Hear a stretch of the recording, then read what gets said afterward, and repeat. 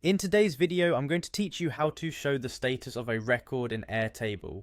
Whether you're managing projects, organizing your workflow, or simply tracking data, a clear visual representation of your record statuses is invaluable. Let's dive right in and take you step by step through the process.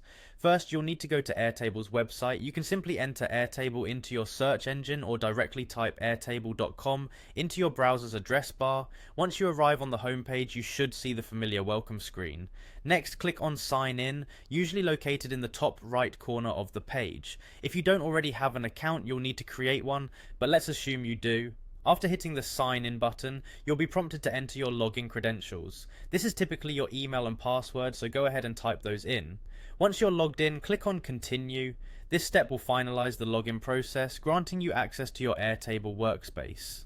If you're redirected to your dashboard, great, you're on the right track. Here you'll want to navigate to your base, the workspace where you've stored your data. If you don't have one yet, don't worry, you can create a new base simply by clicking the Add a Base button. After selecting your base, look for a section or tab labeled Payments, or whatever your specific project tab is called. Click on it to open up the detailed view of your records. From here, pay attention to the toolbar and locate the highlight feature. This tool can be handy for quickly drawing attention to certain records. Now here's an important part. Search for the single select field type in the field type search bar. This is where you will create a new field designed specifically for tracking status. Once you find single select, click on it. Then you can name this field something intuitive, like status. Naming is crucial because it helps everyone interacting with the records to understand what they're looking at immediately. Following that, click on Add Option. Here, you can input different status types your records might need, such as in progress, completed, or pending. This step is all about customizing according to your workflow needs. Finally, click on Create Field. This action will set up your new status tracking field within your Airtable base.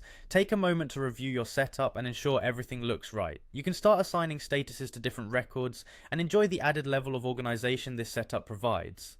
And that's it, you now have a fully functioning status field in your Airtable base, making it much easier to track and manage your records efficiently. Thanks for watching, and I hope this tutorial helps make your Airtable experience even better.